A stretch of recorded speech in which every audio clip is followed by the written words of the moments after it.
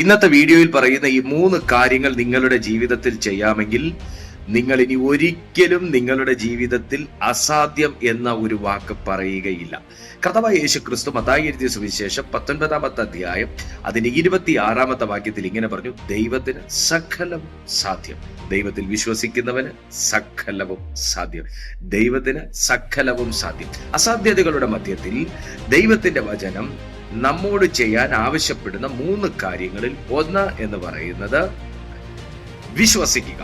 ദൈവം എന്റെ ജീവിതത്തിൽ ഞാൻ പ്രാർത്ഥിക്കുന്നത് ചെയ്യും എന്ന് വിശ്വസിക്കുക.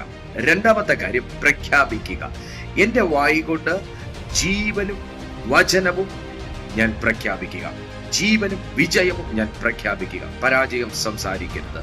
മൂന്നാമത്തെ കാര്യം പ്രാർത്ഥിക്കുക, അതോടൊപ്പം പ്രവർത്തിക്കുക. ദൈവസന്നിധിയിൽ ഈ വിശ്വാസത്തോടെ പ്രാർത്ഥിക്കുകയും പ്രവർത്തിക്കുന്നവന്റെ ജീവിതത്തിൽ സകലവും സാധ്യമായിരിക്കും.